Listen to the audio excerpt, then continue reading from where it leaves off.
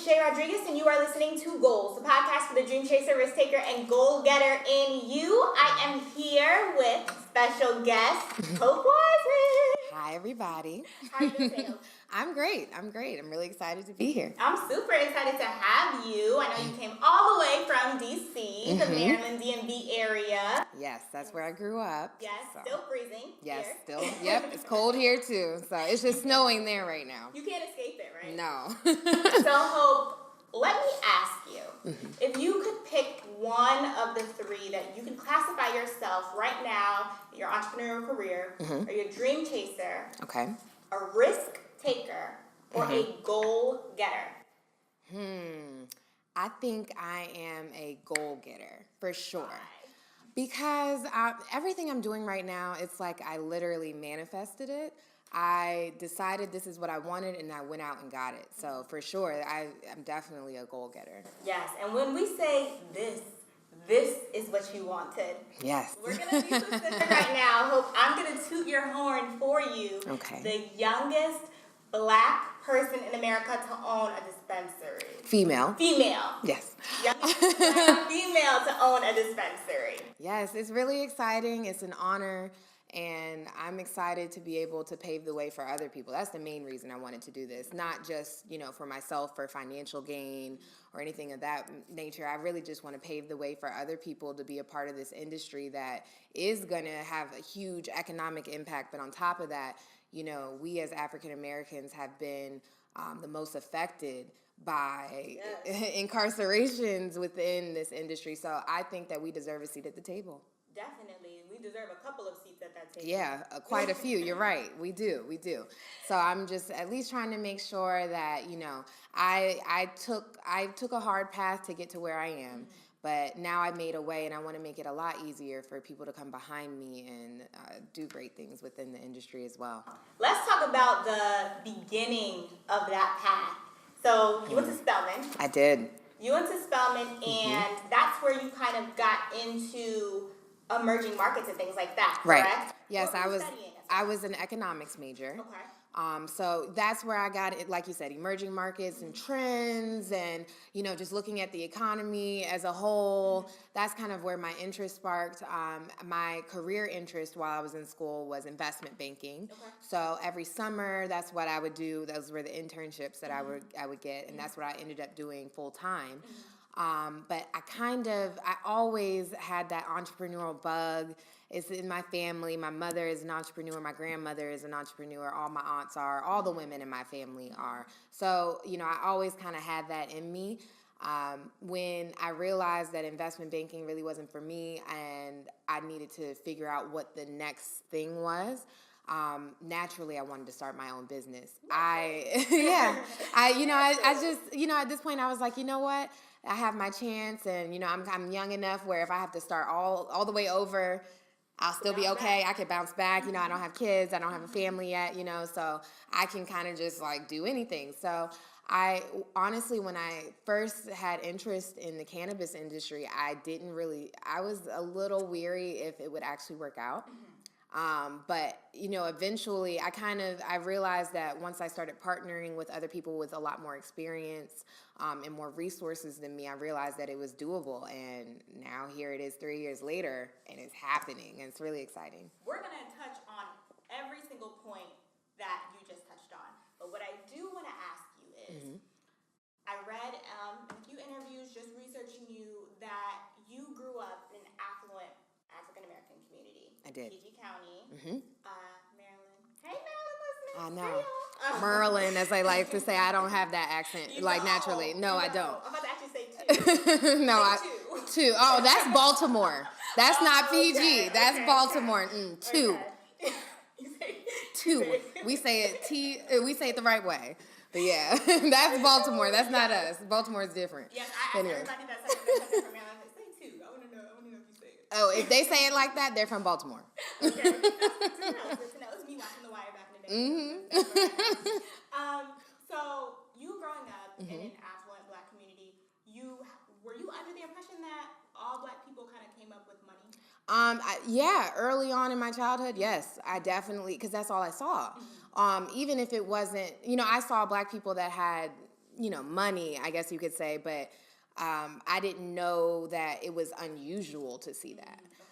Even though, most of the people around me were middle class or upper middle class. So I didn't know until I did pageants and I did competitive dancing as a child. So when I started to travel doing that, then I really got to see okay, that's not normal for Black people to live the way that I lived, and all of my friends were that way, and their parents were that way, so I didn't really know the difference until I got a little older. And then when I was in high school, I was exposed to a lot more at that point as you start to get older. And then, of course, by the time I got to Spelman, Spelman has people from all different types of backgrounds, very affluent and not so much, and we're all at the same place at the same time. So I thought that was really cool to be able to see people from all these different backgrounds come together and be unified in a way. Yeah, it's like a melting pot. It is. So being that you did not go to a PWI, you did go to an HBCU, how do you think that kind of spun your view on marijuana and how it affects the Black community? What kind of interactions did you have with that? Honestly, I find it's interesting that the African American community does not really embrace medical marijuana or legal marijuana at all, to be honest. And it's because we've been chastised so much about it in the past, so we kind of stay away. Like, we feel like, oh no, we're going to get in trouble, or, something's going to happen, because, these dispensaries in Maryland are opening up now in, white areas, and the lines are around the corner. And, we're nervous about the African American community really tagging on and getting on board with us, because they just haven't in the past, because they've been prosecuted for it. So I think that the same thing holds true at Spelman. It was kind of taboo. It's not something that we talked about. It's something that if that was something that you indulge in, it's not something you would talk about. Especially, I think a lot of people don't understand the difference between recreational marijuana and medical. And to be honest, there's no true difference. It's the same weed. It's the same exact weed. But the difference is normally there are more regulations put on medical marijuana, so that you are certain you know exactly what's in it, how it was grown, that pesticides weren't used, that it was grown organically, so that you know it's healthy for you. But in most regulated states, even if it has a recreational market, it has the same regulations. So there's no true difference in the marijuana. It's just the actual purpose and use behind it is a little different. Yeah. Which, bringing that up was something I never even thought about, the fact that you would know, where it was grown, how it was grown. You would think that this would be something that is more talked about and open, about, especially when you have kids dying from the synthetic marijuana. Yes. That was huge a couple years ago. Yes. Every time I turned on the news, another kid passed away from the use of synthetic marijuana. And I know it happened a lot because I went to Rutgers and in Camden, and Camden's not like the best area. Yeah. So. I did a mission trip in Camden before. I stayed there for a week when I was in high school. We had to, they called it living in solidarity with everyone in Camden. We lived in like a shelter and ate peanut butter and bread every day. At the shelter that you've stayed at. I'm almost sure of it. It's everyone's. It was fun. But they have these big prestigious universities right next to these low-income areas. But a lot of kids would travel into North Camden from Rutgers to get their, their marijuana, and clockwork.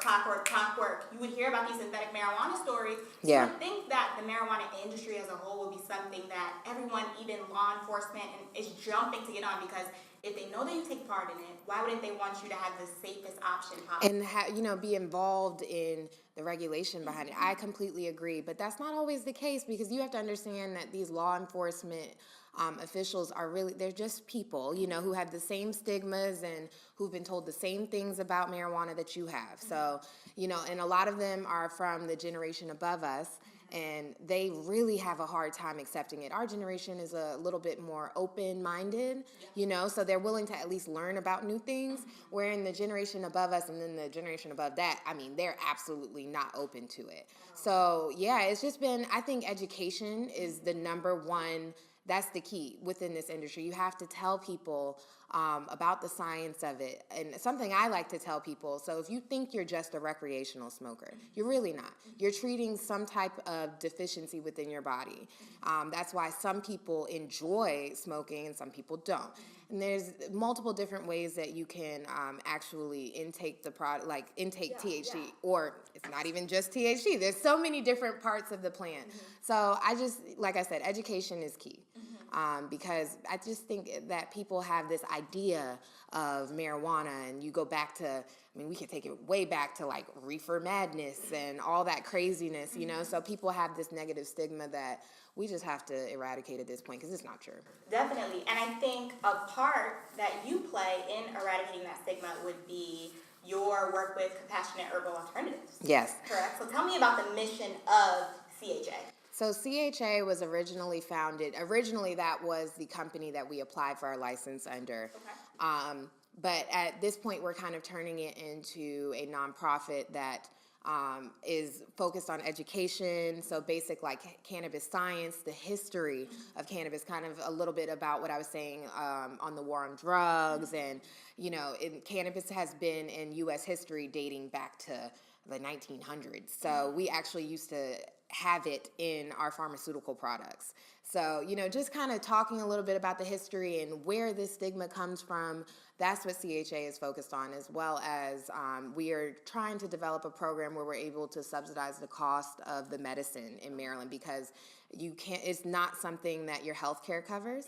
So even if your doctor is recommending that you use it, it's not technically a prescription. The doctor cannot prescribe it for you. They recommend it, right? And then you come to us and we kind of talk you through the process, but it's not something that your insurance covers. So we would like to develop a program for veterans, low-income patients, and chronically ill patients who are near end-of-life stages, to be able to subsidize the cost of their medicine. And that, that's something, I'm glad you brought that up. So it's still illegal for a doctor to prescribe you medical marijuana. Yes. But you can have a dispensary in Maryland that dispenses the marijuana to patients. So let's talk about the confusion. It's very confusing, right? It's very confusing. So cannabis is still a Scheduled I illegal substance federally, on the federal level. On the state level, every state makes its own regulations when it comes to cannabis. In Maryland, how it works is so there's a Maryland Medical Cannabis Commission. Physicians and midwives, dentists, and nurses, and I can't think of the last, but a lot of different type of healthcare providers, they sign up with the Maryland Medical Cannabis Commission from there. From there, they're able to, they call it a recommendation, not a prescription. You go to that physician, you tell them your ailments. I have PTSD. And I think that I could use cannabis because I have trouble sleeping through the night. Then your doctor will say, you know what, I think cannabis can work for you. You should get it. I recommend it. What they don't tell you is dosage. They don't tell you usage, so what method of ingestion you should do. They don't tell you any of that. They don't tell you, they don't do strain alignment for you, so they're not telling you which strains you should use. They just say that medical cannabis could work for you. At that point, you come to the dispensary, and we walk you through usage and dosage and strain alignment and all of that. And we have trained professionals to do that. Which is amazing. That's a little different and unique for our dispensary. Most of them, it was recommended to all the dispensaries to have clinical directors, but some dispensaries have different feels than others. Ours is all about actually treating the patient and treating your ailments. Also, for those patients who believe that they are not medicinal users, we're going to help you realize what ailments you're treating and to be able to get the best medicine for you. So CHA, it's looking to operate 3 facilities. That's what I saw. So originally, so like I said, originally CHA was the company that we applied for our licenses under. So we had applied for a grow license, a processing license, and a dispensary license. We did not win a grow or processing license in Maryland. We did win a dispensary. So originally, we wanted all three. So when you say win, like it's a full-blown application process and then it's like approved or denied and it's rigorous. It's not something where, you know, how you can just apply for this random license for this process and you're good. No, it's not like, it's not like a checklist like, oh, you have all that. No. It was a scored application process, and it kind of mirrors the process to get a grant. Okay. It's that strenuous, it's a lot of paperwork. And because of the fact that there is a black market in this industry, they want to ensure that nothing like that gets into the legal market. So that being said, they do extensive background checks on us. They do financial background checks on us. It's a lot that you go through before you're actually, able to open. So we were awarded a stage 1 approval, and we're going through stage 2 approval right now. Where we actually have to show them our SOPs, so our standard operating procedures, and we actually have to show them our training manuals. We have to show them our operating manuals and our security plans, and they have to mirror what we wrote in our application, because that's why they awarded us an application. So, it's been a whirlwind. The paperwork is like out of this world. I mean, literally, we have like stacks of like papers this high all over the office. So it's really good. It's a lot. It's good, but busy good. Yeah, busy good. Yeah, that's always good. When you interned on Wall Street, yes, you were really into investment banking. Yes. When you were sales and trading. Okay. In particular, let's make that clear. I was not a banker. I did not sit there 20 hours a day. I couldn't do it. But that wasn't for you. No. Okay, so sales and trading. Sales and trading. What did you learn that prompted you to say, I want to get into the cannabis industry? And moreover, I'm going to go to my mom with this idea and convince her that she should be my partner. Or was it a thing of like you were just wanted to tell her what you were doing and then she hopped on? No, I definitely had to go like with a plan. Like I presented a plan. Yes. Okay. I definitely had to I had to woo her. I had to convince her that this was a good idea. Because it's not like my mom. My mom is not like a hippie type smoker. Like a lot of people have that misconception. No, my mother is a mom. And she's a businesswoman, and she's very professional. So I had to come to her and make it make sense. Yes, I had to make it make sense for her. But I think that the main thing I learned in banking was just that I can be in the room with CEOs. I can be that person. I think that a lot of people my age get afraid of doing things this large, what I'm doing. This is a multi-million-dollar company, and that I'm at the head of it. And I think a lot of people they feel like they can't do that. Working at JP Morgan and being around, the people who did the Facebook IPO and getting to talk to people involved with the Snapchat IPO and all, just getting to be in the room with these heavy hitters and power players really taught me that I can do this. I can do this too. Yeah, I'm not too young. I'm not too black. I'm not too much of a woman. I never changed myself. I was always who I am. So it was hope 100% all the way, every day, all day. All day. I like that. So you and mom got together, and then you decided you need to bring on 2 other people. How did that work? So, you can't, this is definitely something that takes a village. It's not something you can do on your own. My mother and I, we have a third business partner, and the 3 of us own the company together. His name is Dr. Larry Bryant, another dentist in the area, has been practicing. He actually had an office in the same building as my mother. Okay. So my mom is a dentist as well. He's an oral surgeon. Okay. My mom's a general dentist. So they referred patients to each other for years. They've known each other forever. So that was honestly, he was our first person that we went to about it. And he was already looking, everyone had been hearing about it in Maryland. It was kind of the new little buzz. Little whisper. Yeah, everybody was, but nobody was talking about it too much, because you didn't want to give it away. So he had already been thinking about it, and he decided to join in with our group. So it's the 3 of us, and then we have a store manager, Dexter Parker, whose background is in interior design and commercial build-out designs. as well as he has some retail experience. So he's going to be our store manager, and he has been amazing through this build-out process. I mean, he designed our store, and it is impeccable. Really? I cannot wait for everyone to see. Really? I'm excited to see it, too. So tell me, you went to Dr. Larry, correct? And you also had to call on your personal connections for funding. Yes. How important are cultivating relationships when it comes to making an investment like this and putting yourself on the line? Because even if because I know a lot of it was self-funding. Yes. So even though you're putting your own money out on the line, it's also your reputation because you're asking other people to put their money into it. Yes. How important is cultivating relationships? I mean, it's more important than almost any other aspect of business. We are asking, we ask people to invest in a very high-risk industry right now.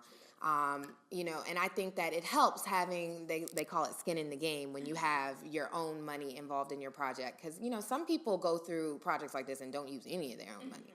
We self-funded a lot of this project. So I think when people saw how passionate that we were, it was easier for them to join in. But it's definitely a lot of pressure for us. We have people that we have to pay back.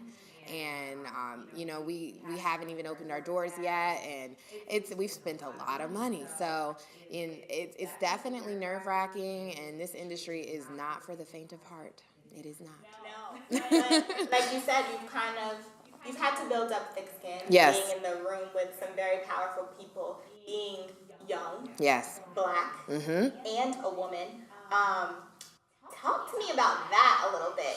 Were there times where you were like, I have all three of these things against me? Did it weigh on you? Yeah, it definitely did. And, for me, I battled with little things like, I just dyed my hair back dark, but like before my hair was blonde, and I like doing different colors. I've had purple hair, blue hair, gray hair, So like that was hard for me. Little things like my nails, like, I always felt a little out of place. Like if my dress was a little tight, I felt a little weird, but those are things, that's like a part of me. That's who I am. It's part of my expression. So I think that was also very difficult working in that environment, always feeling as though, I almost had to put on a mask in order to fit in.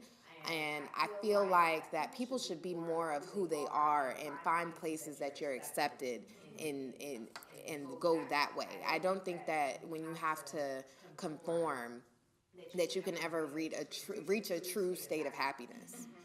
And I was experiencing that when I was working at SunTrust Robinson Humphrey. I don't think I would have ever been able to be as happy as I really, really, should have been, because at the end of the day, I wasn't able to be myself. So in this industry, I'm excited because it's brand new. I'm able to help shape it. And I think that it's exciting that when I'm in the room of all CEOs and executives from a cannabis, event, it doesn't look like your typical room of CEOs. There are women there. There are men, some dressed in suits, and then some dressed in their grow clothes because they were just out on the field today, and they got weed on their fingers from, that's just how it is. And I think it's really cool. So you think you experienced the ageism and the discrimination because of your color and your sex more so when you were in the corporate banking environment, not so much going into this? You didn't think, even when you were pitching for money, was that not an issue? Yes, it definitely was pitching for money. Within the industry, no. Outside of the industry, of course. I mean, I felt as though me adding my mother and Dr. Bryant as owners, the three of us doing it together, that added some credibility when it came to that. But a lot of the pitching I did alone. So I had to really hold my own. I find that a lot of people might be a little weary about me until they talk to me. I know what I'm talking about. I'm not going to go into a room. Yeah, I'm not going to do that. See, I'm not going to set myself up for failure. If I'm going to come into a room and talk to you, I'm going to know what I'm talking about. And most of the time, people leave impressed. I don't really have too many people come back and they're like, this girl. Yeah, no. I normally, but I'm aware that that's normally what people are thinking when they first come around. Yeah, so I know it's like, okay, Hope, you have to be on point. Maybe today you don't need to wear the blonde wig today. That come down to your butt. You don't need to wear that today. Maybe today you wear your hair up and, you put it on a little bit and you smile. But that's just kind of how it goes.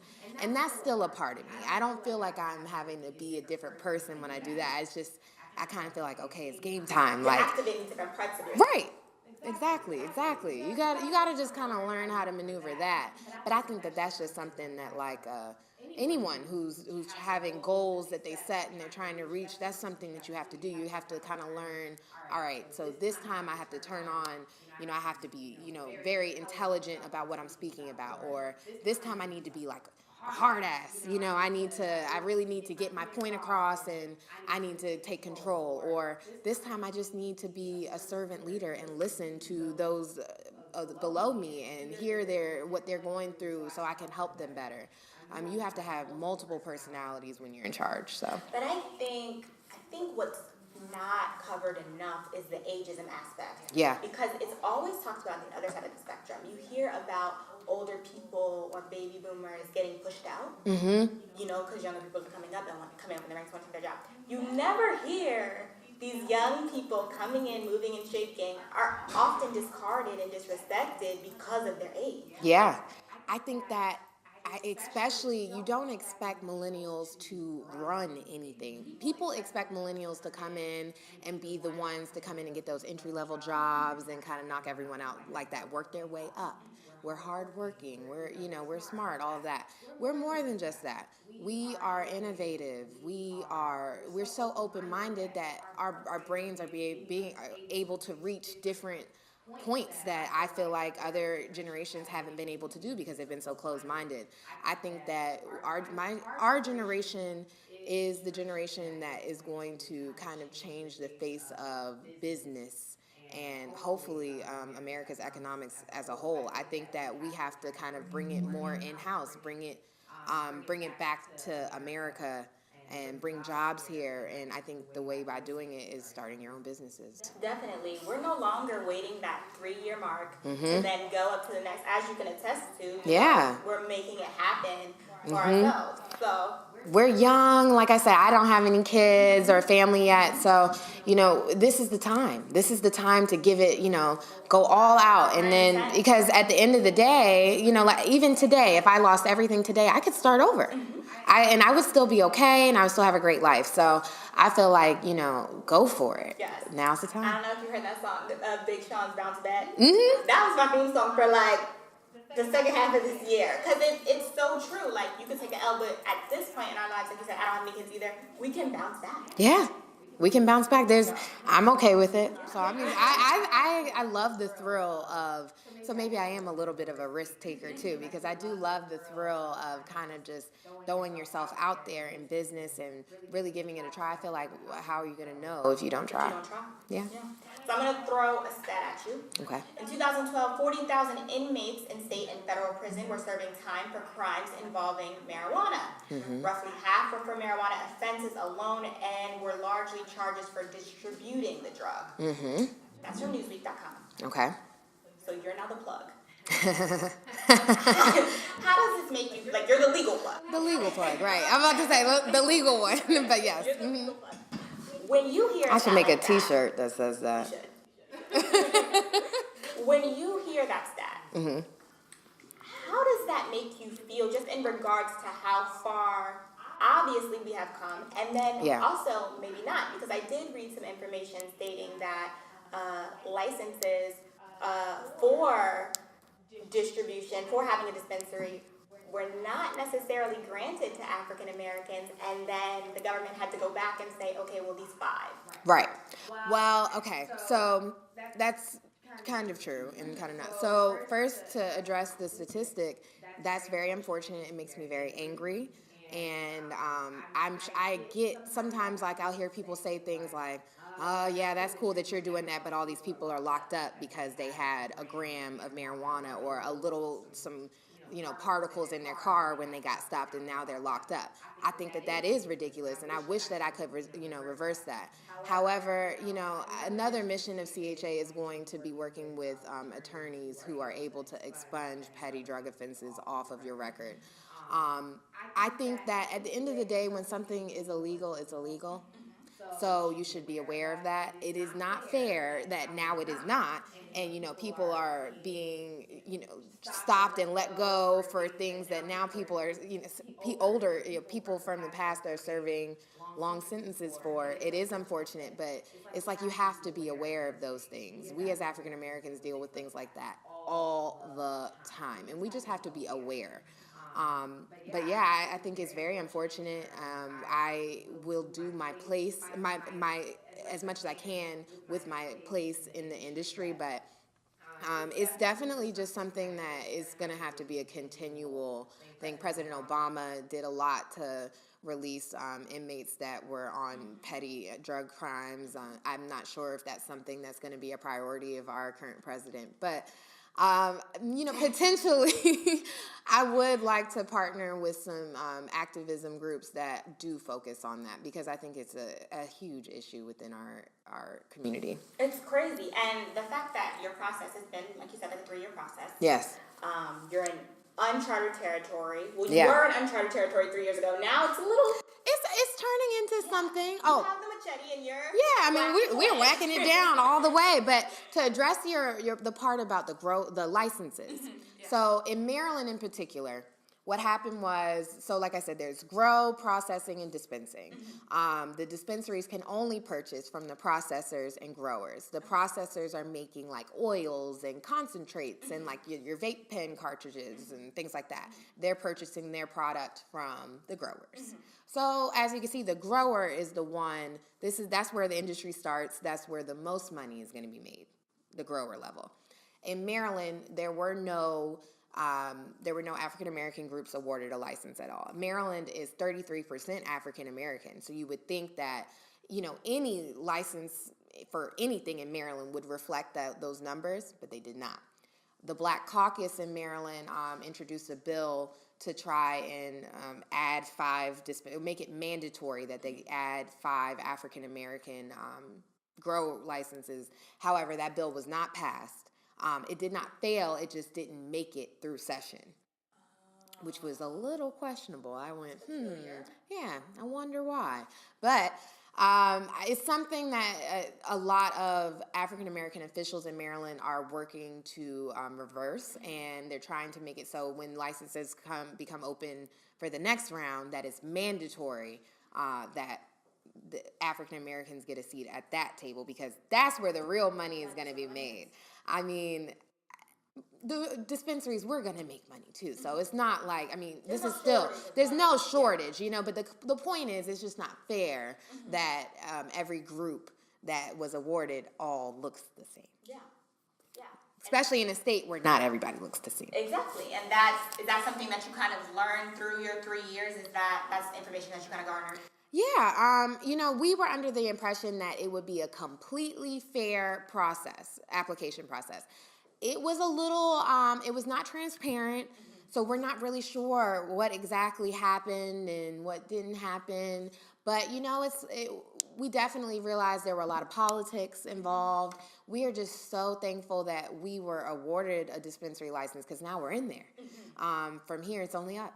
So will having your dispensary license put you in a better position to Definitely get that grower's license? Of course, because now we're, in direct contact with the commission all the time. They know us.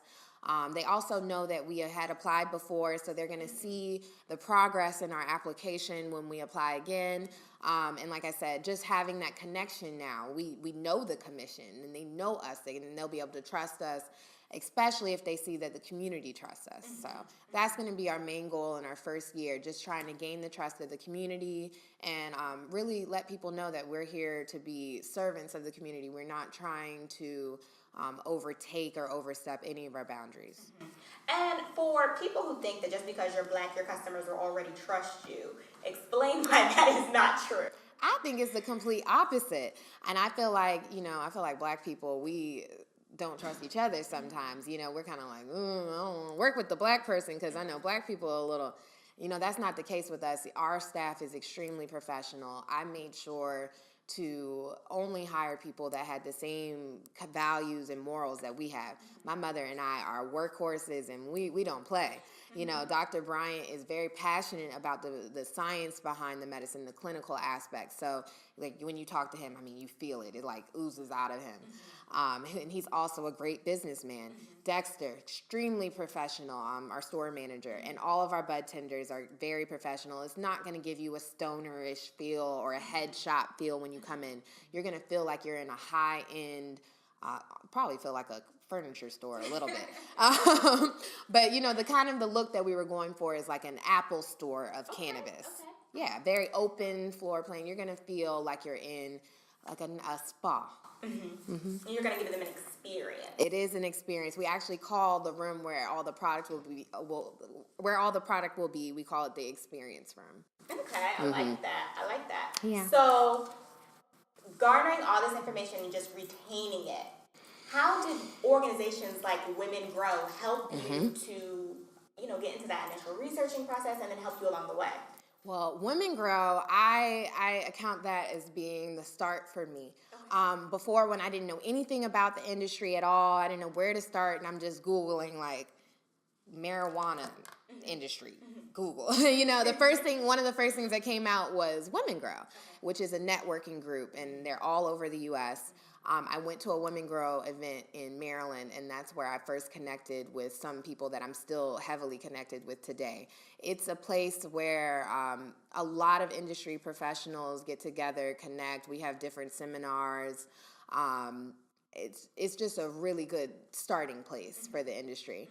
I don't actually participate as much in the meetings now, just because I'm so busy, which I'll go back to. The regional director for the Maryland and DC markets is a good friend of mine, Shonda Mayes. Yeah. She has a dispensary in DC, another African-American woman.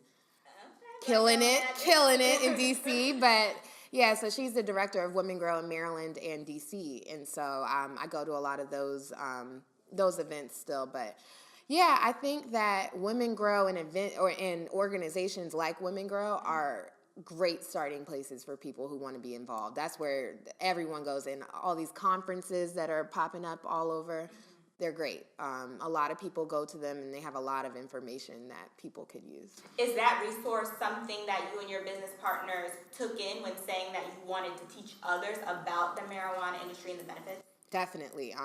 That's where we started learning at first, so we definitely want to give back. We're going to have space in our facility for events and for seminars and classes, so we definitely want to host some Women Grow events in our space as well, because we have a deep connection with the organization, as well as we just think it's a really great way for the industry to stay connected. Yeah, that's how you reach back and support. So, medical marijuana. Who can use it? Give me some of the different ways to ingest it. Okay. And then, are there different kinds of highs? Because I hear people talk about body highs, cerebral highs. Yes. Talk to me a little bit about that. Who can use it? So anyone can use medical marijuana, anybody. There are multiple different ailments that it treats, and that could be something as specific as glaucoma or something as kind of ambiguous as chronic pain. Like I said, PTSD is another ailment that I don't think a lot of people realize that it can treat. Cancer patients use it. People who have epilepsy and have seizures use it to completely stop seizures. Sanjay Gupta had a special that aired for years about a child who had seizures, had close to 10 to 12 a day, and started taking CBD oil, which I'll explain that in a second, CBD oil, and it completely stopped his seizures altogether. Wow. So when you see things like that, I think to myself, how could you not look at this plant like a medicine when you see how it can help people who have cancer, who are near, end of life, and they in so much pain, and then their quality of life is improved by almost 100%.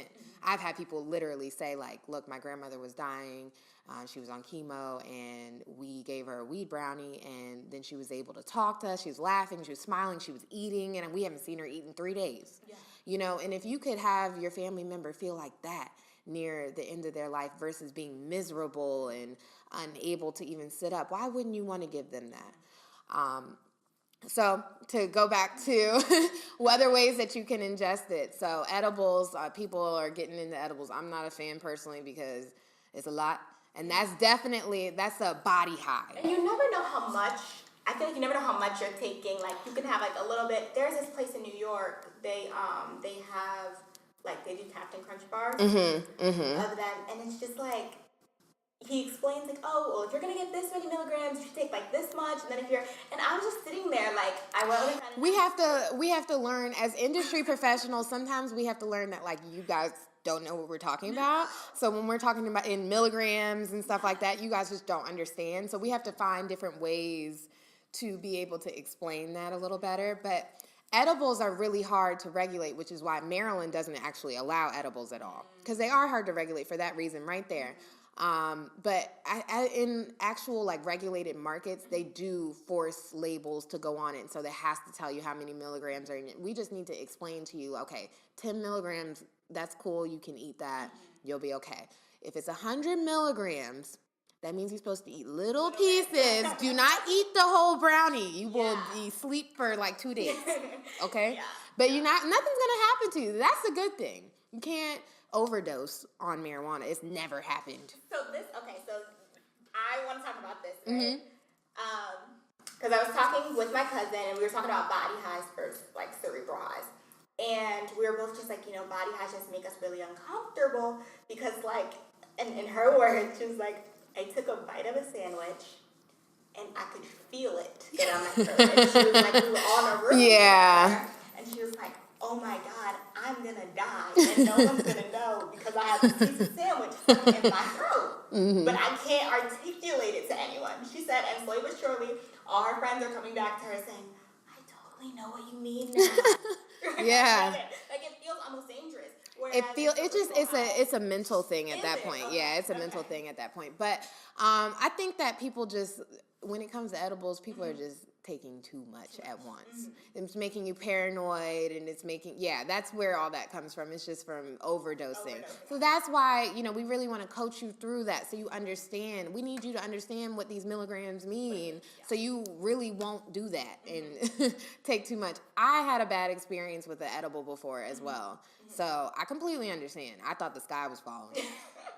So, that is not for me. I think dosages, that's why, me going through those experiences, I don't want anyone else to feel like that. I don't want, because that puts a bad taste in your mouth, and then you're kind of like, I don't want to try that anymore. But, there are so many other different ways that you can use it. You can actually smoke it. If you're not into smoking, vaping is actually what we actually recommend for medicinal users, because vaping is the way, when you actually light cannabis, that's how you're kind of activating the components that give you whatever feeling that it gives you. So when you're able to vape, you're controlling the heat a little bit better, so you're able to get more out of the plant. Gotcha. You're able to experience more of the actual healing properties through vaping. So vaping, but there's lotions and other topicals, and there's concentrates so you can, or things you can drop right in your mouth, and it's like, it's just like taking a little drop of pill or something like that. So do the ingesting methods, Vice, like the lotion or anything like that works quicker? Yes, they work quicker or for different reasons. Another thing that you asked, so there are, like you said, there are different types of highs. So the plant has what they're called are cannabinoids. Cannabinoids are, like you've heard of THC before. And CBD. Those are the two popular ones. There's over 100 in the plant, though. Oh, wow. More than that, right? And they all do different things, have different effects. THC and CBD are just the most prominent. THC is the only psychoactive component of the plant. Okay. So that's the only thing that makes you high. CBD is known to be a healing, rejuvenating part of the plant. So that's what CBD heavy strains are normally for like seizure patients or people who are in extreme pain. That CBD is known to help those. And like I said, there are over 100 of other cannabinoids within a plant that kind of, those different combinations are why different strains work for different ailments. There's also something in a plant called a terpene. And terpenes, which are naturally found in our body, and in other plants like pine and lavender. It's what gives the weed the different smells and different tastes. So what dispensaries and legal markets are able to do now are experiment with different terpenes and different cannabinoids and create new strains that are able to specifically target specific ailments. So I think it's really cool. Okay, I like Yeah, that. it's really cool. So take me through an experience. Feel like a nerd. Take me through an experience at Mary and Main. So if I came in with my mom had spinal surgery a couple years ago. So she, even after the surgery, she's been in like chronic pain. So would she be able to come in Mary and Main and say, I need a specific strand that is concentrated more so in that CBD aspect of the plant? So we walk in. So you walk in.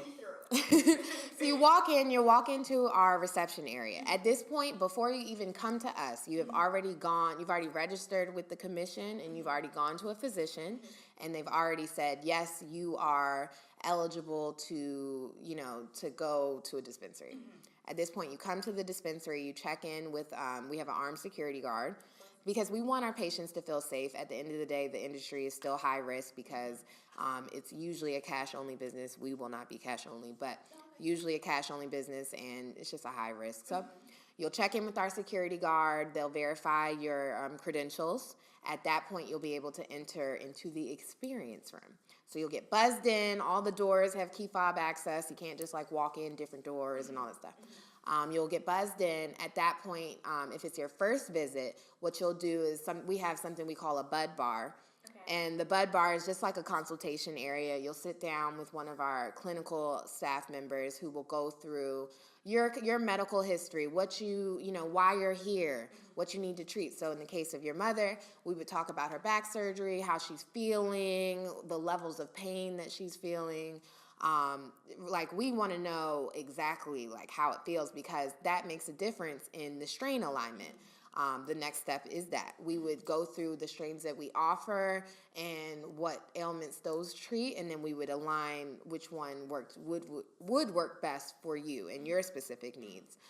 We would talk about what you're comfortable with usage and different ways to ingest, and we would definitely talk about dosage. So you didn't, you have to build, and it's definitely something that your body gets used to. So we would teach you about how to, kind of regulate that and never let it get to the point where you need it to use so much that you're dependent on it. That you're dependent, yeah. And it's not, marijuana is not, this is a common misconception, it is not addictive. It's not to the point where, other drugs, if you stop taking them, you could die.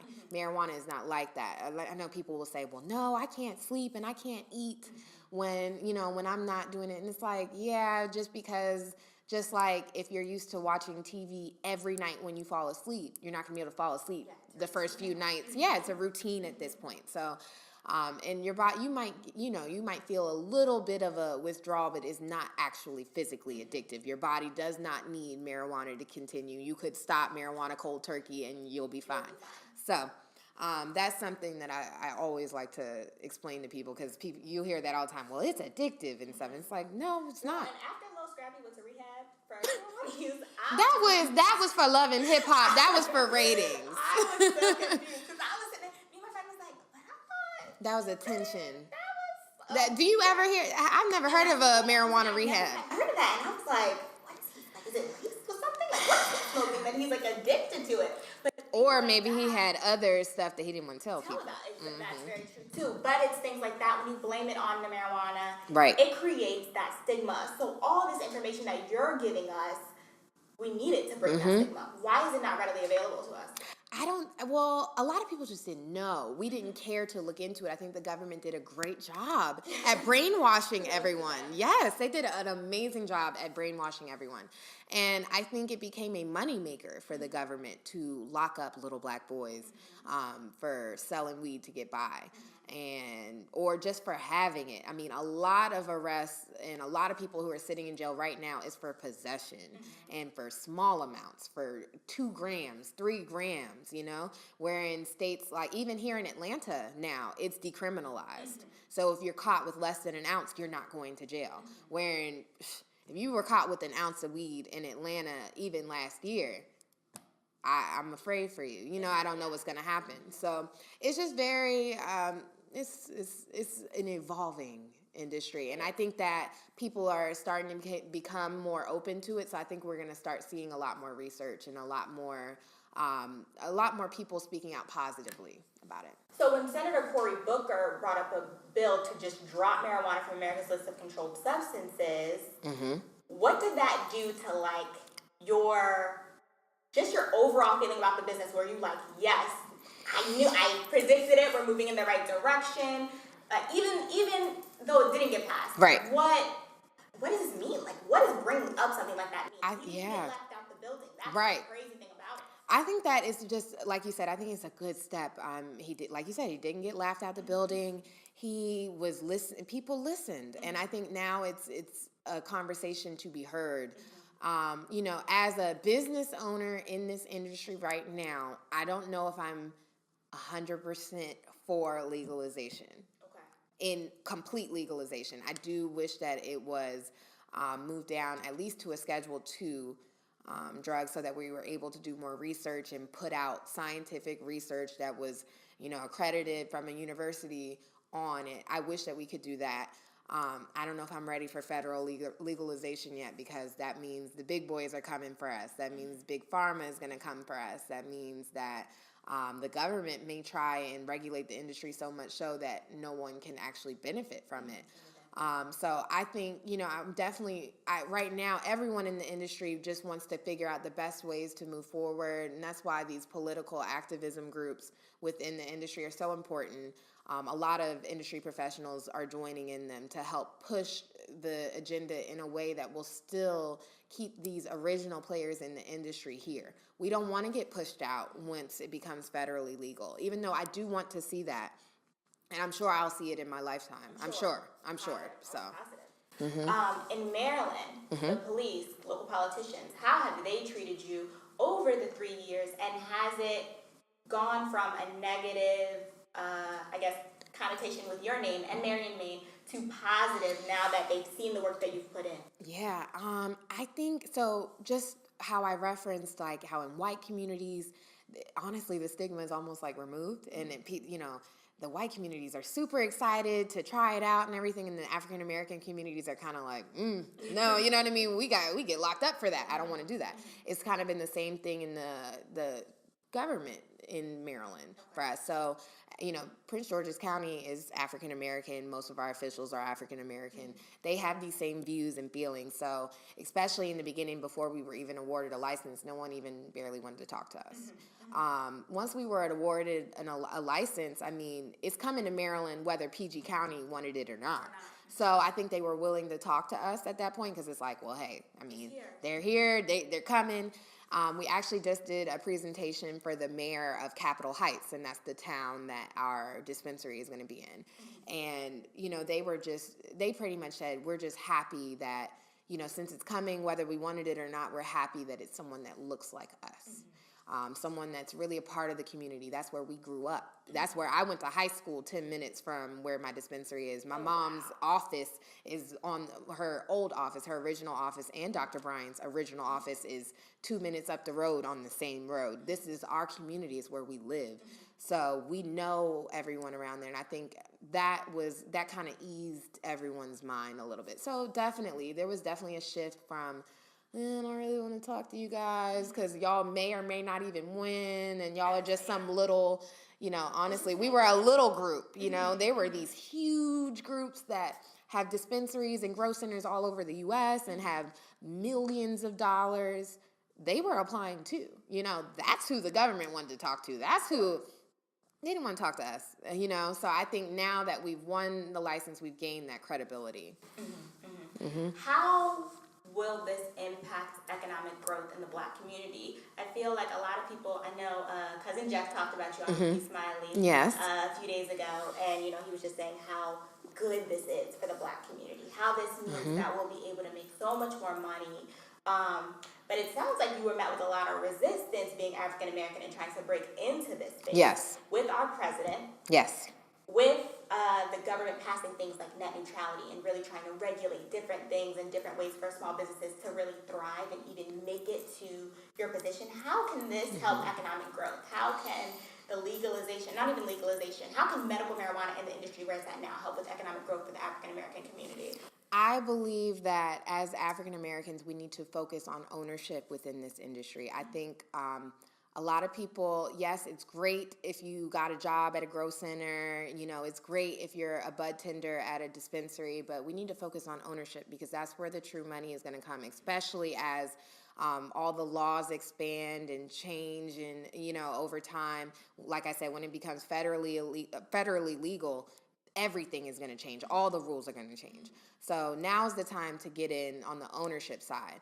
And that being said, you don't just have to be the owner of a dispensary or a grow center or a processing center. There are so many different ancillary businesses within the industry that are going to be huge. We need them, and I mean, just for an example, when we were going through our process, we had a really hard time finding our building. I wish that we had a realtor that had specialized in the industry in Maryland. There were hardly any because we were the first round of applicants that were given licenses, So we had some realtors that, of course, oh, yeah, I can do it, but in my head, I have my real estate license in Georgia. So it's like, I know what I'm doing. I know that industry and this industry. So I'm watching you. I'm like, no, that building's not going to work because it's within 500 feet of a school. And I know that, but there were no realtors that really focused on that. That was something that someone could have done. The products that we sell in dispensaries, not all of our products, creating the products or even branding within the industry. This industry is so specific. I would love to have somebody that only works with cannabis companies to do our branding and social media management and things like that. There are just so many different things that you could do. I would, as an African American who wants to get into this industry, that's what I would focus on. Ownership and then also ancillary businesses. Because what did they say in the gold rush? The people who made the money were the people who made the shovels and the picks, right? Yeah, so you can make the jars that are childproof. Right. You can make the little pipes. Somebody made a black girl magic pipe. I'll buy that. Yeah, anything. It could be, literally anything. Even starting, maybe a company that orders all the office supplies for dispensaries and you just work exclusively with dispensary. It could be anything. The sky's the limit. I challenge people to think that way. I love that. Yeah. Switching gears a little bit, you just glazed over your license, your realtor license, but you were also a cheerleader for the Atlanta Falcons. I was a cheerleader.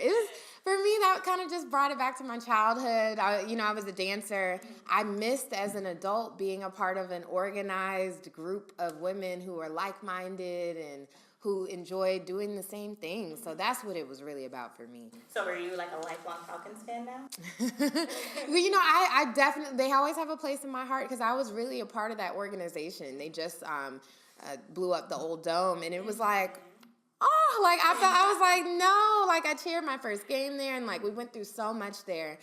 I'll always have a special place in my heart for the Falcons. What about that loss last year? I don't talk about that. That doesn't even make sense. That didn't happen. Going further into that, you are an official cast member of WAG's Atlanta. Yes, I am. Okay, so first off, WAG's Miami is my show. I love that show because I like seeing people that look like me on TV. Yeah. There were some black women on the WAG's LA too, but I feel like Darnell and Ashley were so down to earth. Yeah, and they lived in Atlanta for a long time. They're really from here, so yeah. They're Atlanta girls. Yeah, they remind me of me and my BFF. You know what I'm saying? It was something. So what is WAG's ATL going to bring to the TV you feel like that the other two organizations have not? I think, so the main thing is our show is really going to focus on the families and the relationships, which is funny because I'm not in one and I'm a single girl. But they show a lot of the family interactions, the kids, and it's more of a family show, I believe. It's definitely still going to have your little doses of drama. Yeah, of course. But definitely compared to the other shows, you're going to see a lot more of the men. You're going to see a lot more of the kids and the family interaction. Okay. How's that wear and tear just on you and your body and your psyche going from here to Maryland and having to be here and shooting and having to be there involved in business, be the face of your business? It's a lot. I also have other business ventures going on in Atlanta. I've had to kind of take some stuff back because the dispensary, of course, is number one priority right now. But, I have other business ventures that I focus on here in Atlanta. So it's a lot of wear and tear on me. I've had to learn how to force myself to go to sleep on flights. I don't even as soon as I get on a plane, I go to sleep. And now my body's just trained to do it. But it's because sometimes it's the only place I get to sleep. Because, when I go home, I'm to Maryland, I'm working with the dispensary 24/7, and that's where my family is. So that's where I'm, I have a 12-year-old brother, and, I'm running around when I'm in Maryland. So when I'm in Atlanta, sometimes it kind of feels like, whew, I get a little break. Even though, I'm not really that, I'm not chilling when I'm in Atlanta either. So, but it just feels a little different. I enjoy having the two different aspects of life, I guess you could say. Like Superman and Clark Kent. Yeah. Yeah. Yep. So is this something that aligns with the stars, having WAG's ATL January 3rd premiere, and then having Mary and Maine being able to, we think, we know, we hope. It'll open around in that same vicinity. Yes, this all. No, it was not planned at all. So I got my contract for WAGs last December, and we got our license last December as well. So, that it just happened to be at the same time. WAGs was originally, I was told that it was going to air in October. Oh, wow, okay. So that's when I thought it was going to air. November.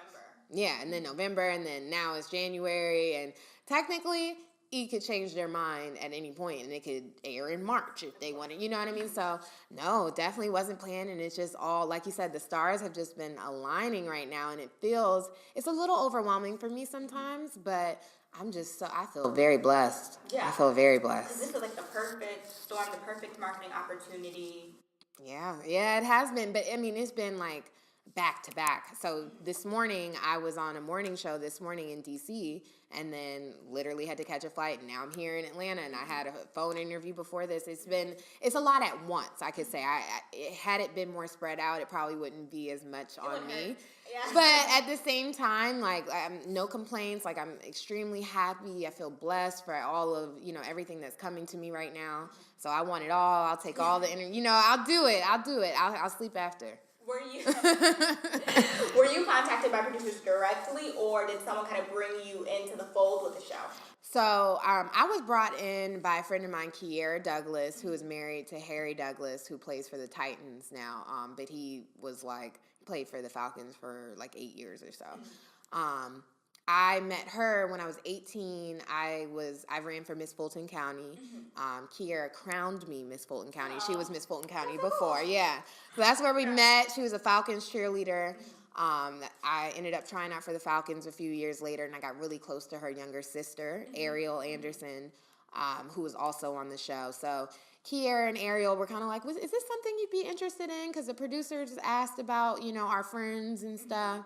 I had dated a Falcons player in the past, so they were that was enough to put you in the pool. That was your prerequisite, and you got it. So I went, I did a green screen. I kind of wasn't thinking too much of it. No. And then I did a green screen back in July of last year, and then in December, I just get a text message hey, check your email. And I had a contract.